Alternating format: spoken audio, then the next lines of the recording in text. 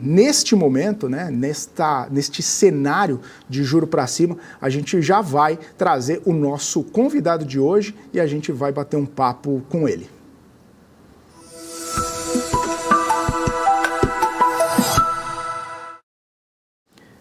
Que já está aqui na nossa bancada, Daniel Marinelli, diretor de Real Estate do BTG. Bem-vindo, um prazer recebê-lo aqui na bancada do BMC Market. Muito boa tarde, Daniel. Prazer é meu, prazer estar aqui com vocês. Boa tarde. Daniel, a gente viu um movimento muito importante e esperado, que é a decisão de taxa de juros aqui no Brasil. Já era aguardada aquela queda de meio ponto percentual e a gente até comentava mais cedo que foi um comunicado, foi uma queda hawkish, foi um corte de juro mais duro no comunicado. Como que você viu esse movimento? Como que você viu os impactos desse movimento em todo o setor? Como que você viu esse impacto todo da decisão do Banco Central, principalmente com as falas do comunicado? Maravilha.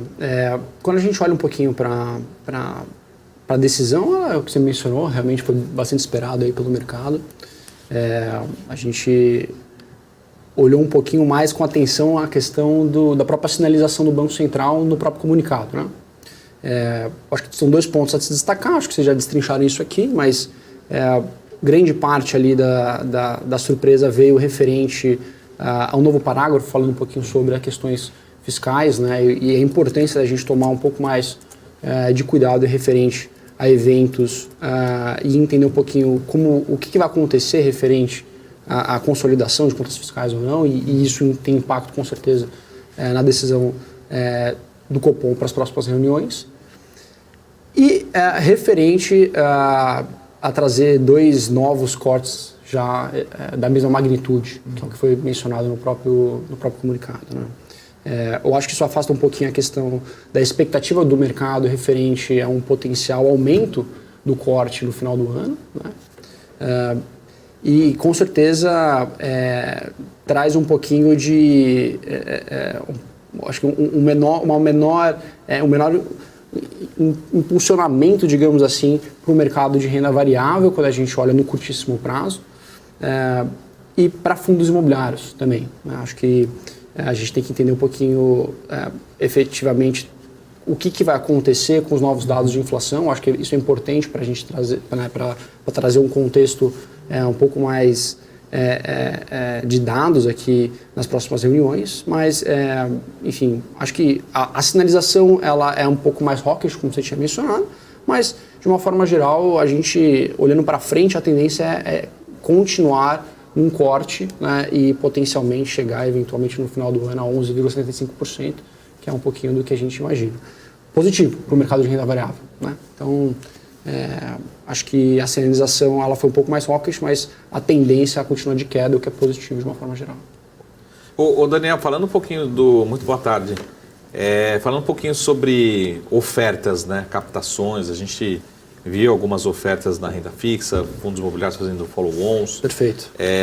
IPO ainda não veio, né?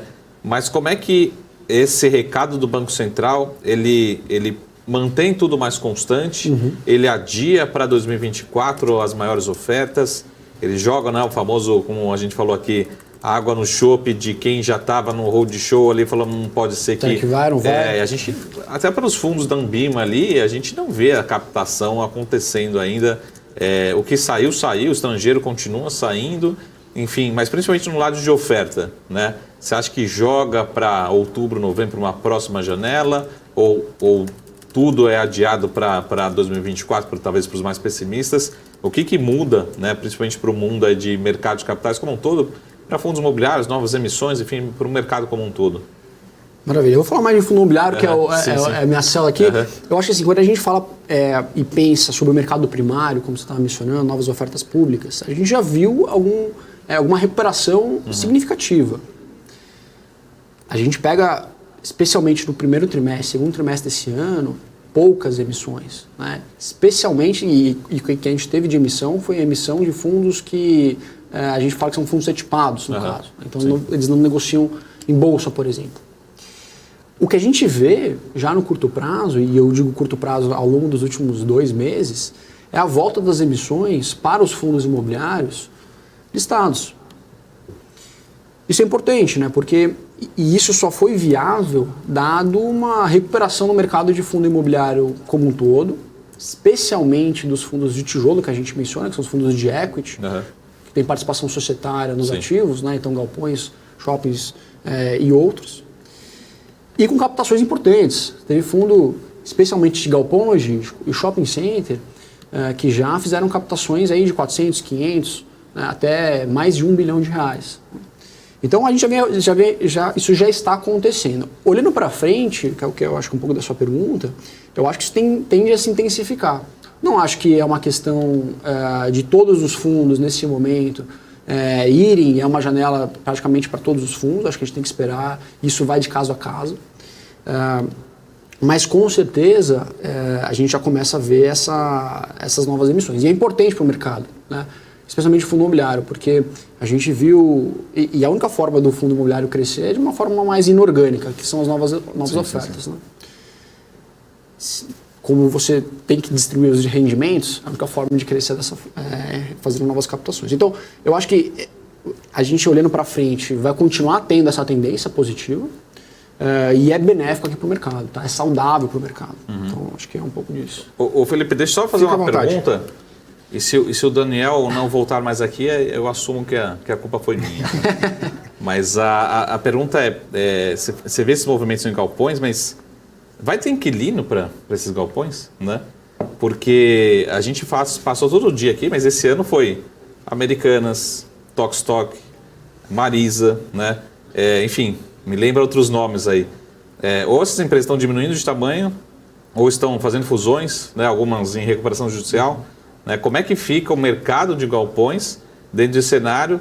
Tudo bem, você vai falar, não, mas tem chinês chegando, enfim. Como é que você vê esse mercado de galpões? Será que não tem uma sobre-oferta, né, do mercado? Enfim, é uma provocação. Não, excelente. Eu acho que essa pergunta é excelente. E quando a gente faz, e a gente destrincha o mercado de galpões logísticos, mais especificamente, você tem sim um risco de sobre-oferta quando você olha na ótica das novas incorporações que vêm sendo feitas já há algum tempo. Né? Agora, olhando com mais carinho para a demanda, a gente teve, ao longo dos últimos trimestres, uma demanda bastante sólida e consistente. Então, por mais que haja uma oferta, e ela é grande, de novos galpões olhando para frente, os últimos trimestres foram muito positivos. Então, a gente está falando de 400, 500, 1.000 metros quadrados de absorção líquida. Né? O que é absorção líquida? É basicamente as novas ocupações, então são as empresas que estão expandindo ou entrando em novos espaços, menos os distratos, né? Então as saídas, desocupações. Então você ter 500, 400, 1.000 metros quadrados de demanda líquida positiva é muita coisa. Né? E da onde tem vindo isso? Vem eventualmente, sim, do e-commerce, seja já há algum tempo, né? Mas tem outros setores. Né? Quando a gente olha para São Paulo, o estado de São Paulo, dado a sua pulverização de setores, a gente vê que não é só focado no varejo ou nas varejistas. Né? A gente vê o setor farmacêutico também muito importante, crescendo bastante, nas ocupações de novos espaços aqui para galpões logísticos. A gente vê o setor de indústrias também, de uma forma geral, crescendo bastante. Então, eu falo que é saudável essa questão porque você não tem apenas uma concentração num setor só. Então, por mais que haja essa sobre-oferta, né, de uma forma geral, olhando para frente, a demanda tem sido bastante sólida. Então, acho que a gente deve continuar vendo um setor muito positivo para frente. Boa.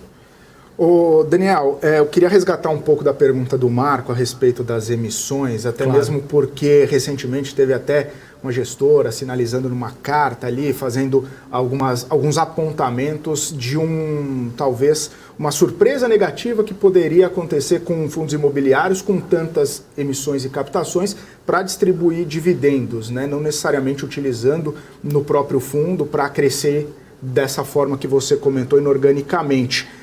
Esse é um receio do cenário, do mercado. Como que isso pode ser dirimido em relação aos investidores que podem ter algum tipo de receio? Um fundo que eu invisto, que eu tenho cota, está fazendo esse tipo de movimento, está com um pagamento recorrente, enfim, mais um alerta para o investidor, para ele também não ser surpreendido, como a gestora inclusive sinalizou. Maravilha. O ponto aqui, eu acho que é o seguinte, a gente vê ao longo do tempo, e o que foi sinalizado um pouco na carta, é que os fundos imobiliários eles têm distribuído rendimentos acima do seu lucro operacional, né? Ou seja, acima do seu FFO, que a gente fala aqui no mercado de fundo imobiliário. E realmente acontece já há algum tempo, né? O ponto aqui é que da onde vem esse dinheiro, efetivamente, né? Grande parte das gestoras sérias, têm feito, ao longo dos últimos anos, reciclagem de portfólios. Então, o que acontece é que muitas vezes a gestora, e na minha visão de uma forma muito positiva, dentro da sua carteira imobiliária, vê ativos que são aptos a eventuais ganhos de capital, né? Então ele vende um ativo, gera um valor para o investidor, né? E consegue distribuir isso via rendimento, tanto que ele precisa distribuir isso via rendimento, né? Por lei, o fundo precisa distribuir 95% do caixa que ele gera. Então, as gestoras vieram ao longo do tempo fazendo esse tipo de distribuição, né? O que é importante a gente ter noção, o investidor precisa ter e olhar isso com mais atenção, é se isso é sustentável de uma forma em que a gestora tem feito esse trabalho de reciclagem bem feito. Né? Então, eu acho que é caso a caso, não dá para a gente generalizar que o mercado de fundo imobiliário tem um problema referente, por exemplo, a um pagamento acima do seu lucro operacional. E se estiver fazendo esse tipo de movimento, né, esse pagamento, de onde ele está vindo? Né? Foi feito de uma forma coerente? Né? Então, eu acho que tem que separar um pouco esses dois pontos. Maravilha. Bom. Posso fazer mais uma? Não, inclusive nesse mesmo sentido, né? Sim. Porque até serve o alerta, e eu puxei esse assunto justamente por causa disso, porque tem crescido muito o número de pessoas investindo em fundo imobiliário. Perfeito. Até como se fosse aquele primeiro passo para entrar na renda variável, que muita gente tem falado, né? E praticamente as pessoas buscam fundos imobiliários e muito por conta também do dividendo distribuído. E isso pode gerar algum tipo de até mesmo surpresa para o investidor quando existe algum tipo de problema ou algum percalço no meio do caminho que mude essa perspectiva do fundo. Então foi essa a minha pergunta e também para entender a sua visão sobre esse crescimento muito forte de investidores em fundo imobiliário. Como que está essa perspectiva, né? Como que está essa visão sua da casa em relação a esse crescente número de pessoas chegando nesse mercado? Maravilha. Quando a gente olha, nos últimos 5, 6 anos, a gente teve uma disparada bastante expressiva no mercado de fundo imobiliário em termos de cotistas, né? Dos investidores que você estava mencionando. Eu me lembro, lá em 2017, você tinha mais ou menos uma base de cotistas na casa de uns 200 mil cotistas, CPFs, que investiam em fundos imobiliários, e hoje a gente tem ali para aproximadamente 2 milhões. Né? Então, e isso foi, né, vamos lá, os fundos imobiliários nasceram em 1993. Durante 20 anos, 25 anos, você teve um crescimento muito pequeno quando você compara com os últimos 5 anos. Eu acho que grande parte disso a gente já sabe, né? Eu acho que é um pouco da percepção do investidor à ponta final, especialmente da pessoa física, que é o grande investidor aqui de fundo imobiliário, entendendo um pouquinho mais sobre o mercado de capitais, o mercado financeiro, o financial deepening que a gente fala aqui, vindo também de um respaldo de juros muito baixo por algum tempo, alguns anos atrás. Né? Hoje a gente está num cenário de juros mais elevado, mas quando a gente lembrar em 2018, 2019, 2020, tivemos juros mais baixos. A perspectiva agora olhando para frente é exatamente, eu acho que resgatar um pouco desse anseio, né, e apetite do investidor para investir no mercado de capitais, de renda variável. Né? Então eu acho que olhando para frente, com essa tendência de queda da Selic, que deve permear aí talvez um dígito já no ano que vem, provavelmente vai impactar positivamente o setor, né? Que é o custo de oportunidade que a gente fala de uma forma geral, e deve provavelmente impactar positivamente aqui o mercado de fundo, dos fundos de tijolo, dos fundos de papel que a gente fala e dos fundos de fundo. Acho que todo mundo aqui vai se beneficiar de uma forma geral. Né? Daniel, uma pergunta em relação à estratégia. A princípio, eu acho que não chegou a hora ainda, mas a princípio o investidor ele tende a ir tomando mais risco nessa queda de Selic, né? Perfeito. Talvez não aconteça agora no segundo semestre como a gente gostaria, mas para janeiro, fevereiro, março, enfim, começo do ano que vem. E falando um pouquinho especificamente de fundos imobiliários, até de outras posições, mas fundos imobiliários, acho que o grande recado ali foram os fundos de papéis, e depois você me corrige, depois não fique super à vontade aqui falando, beleza, mas você falou tudo errado, você vai me corrigindo. Mas, a princípio, o grande destaque ali foram os fundos de papéis e os fundos de papéis ali que a gente chama de high grade, né? Ou seja, aquilo que tem alta qualidade. Você acha que já tem essa percepção do investidor querendo buscar mais o high yield nesse momento? Ou seja, começar a voltar, tomar o risco do risco, ou seja, vir para fundo imobiliário, mas para um apetite de risco maior, né? Como é que você vê esse movimento? Já começou, ainda é cedo, em relação a esses fundos de papel, Maravilha. mas com risco maior? A resposta objetiva, eu acho que não. Acho que quando a gente olha aqui para o mercado de uma forma geral, e ainda muitos fundos de crédito, né, de papel que a gente está mencionando, estão descontados no mercado. E fundos high grade, no caso, né, que acabam tendo um perfil de risco um pouco mais conservador.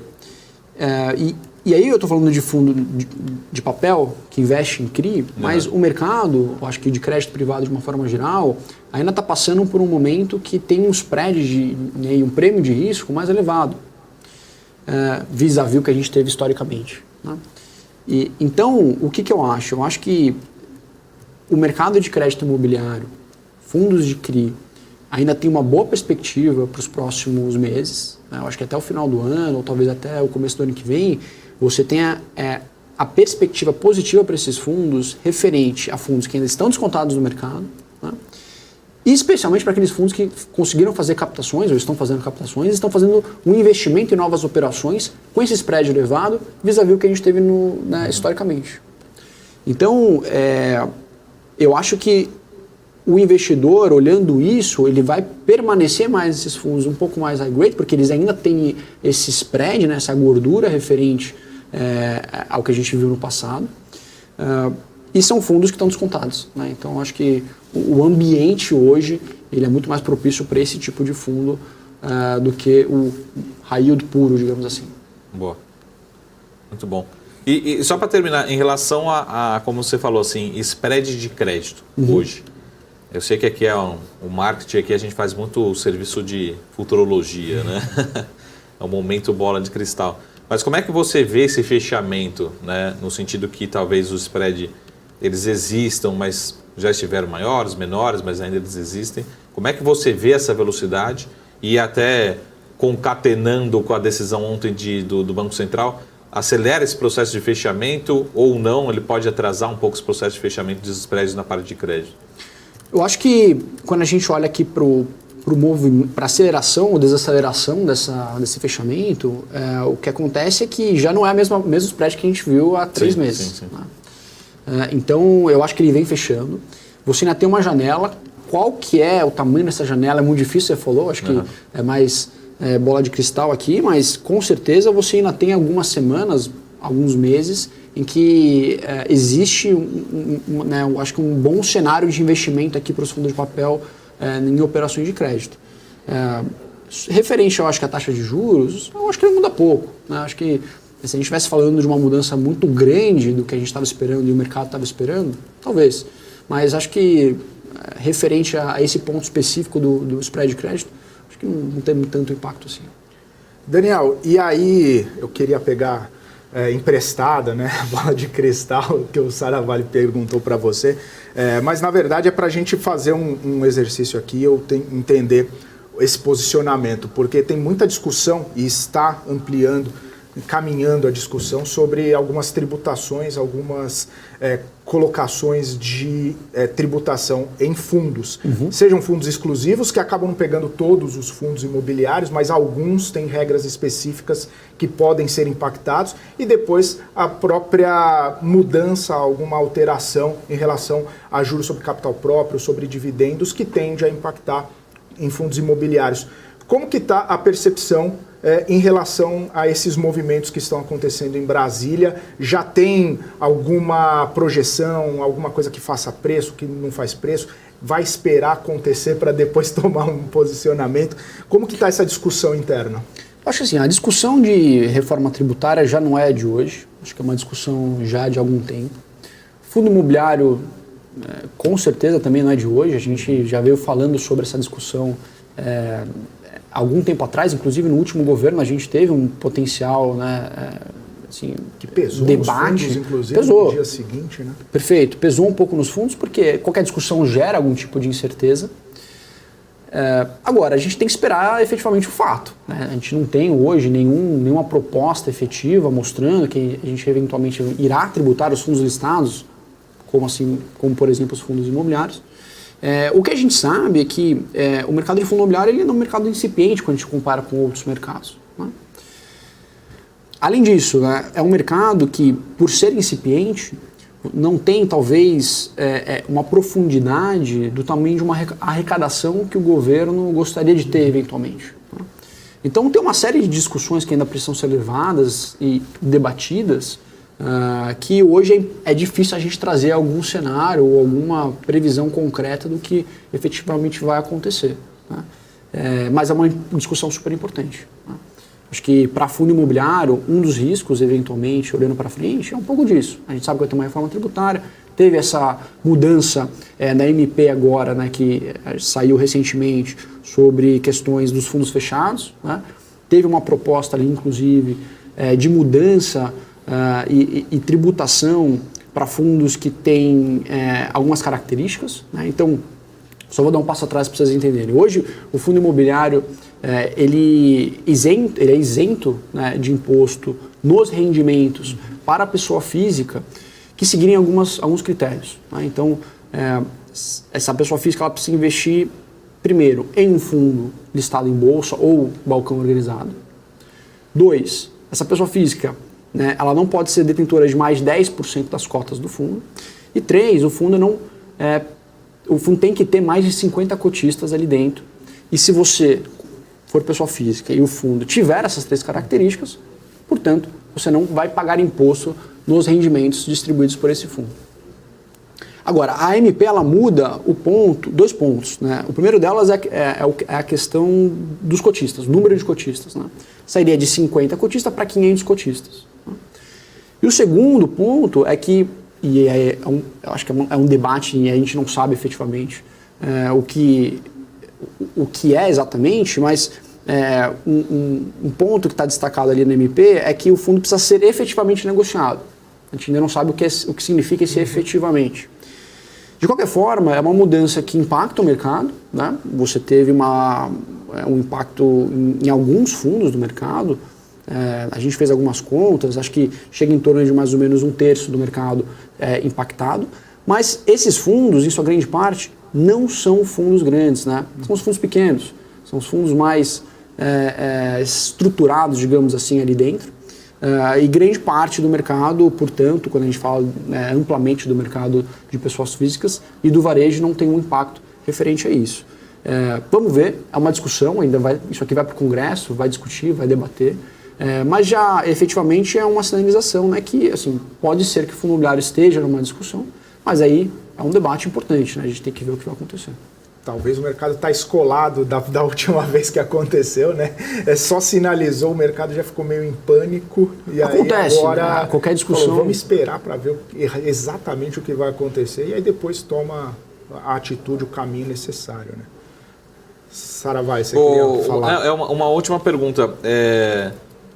A gente teve, como você falou, algumas emissões de fundos cetipados, né, recentemente. Uhum. Nesse processo de queda de juros, já pedindo aqui uma sessão consultoria, né?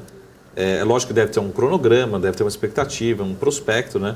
Mas pode acelerar o processo de listagem desses fundos cetipados em bolsa, né, num pregão normal. Como é que você vê esse processo agora de migração, né, de retorno, sair da CETIP e voltar para a B3, enfim, para a bolsa normal? Será que pode acelerar e a gente vê essa listagem já antecipada desses fundos? Com certeza. Acho que o cenário de retomada do mercado de uma forma geral e o processo de queda de juros deve intensificar, sim, alguma listagem desses fundos cetipados, tanto porque grande parte desses fundos tinha como objetivo, eventualmente, ser listado, né? Então, no cenário positivo, eu acho que faz total sentido esses fundos eventualmente serem listados. Maravilha. Daniel, quero agradecer sua participação. Obrigado por estar aqui conosco, obrigado por estar aqui no estúdio, na bancada do BMC Market. Volte sempre, portas sempre abertas. Até uma próxima, então. Prazer é meu. Obrigado, pessoal. Prazer estar aqui. Obrigado a você, Daniel. Valeu, é isso aí. A gente conversou aqui com o Daniel Marinelli, ele que é diretor de Real Estate do BTG. Um papo muito bacana, sempre aqui conosco. Obrigado para o Daniel.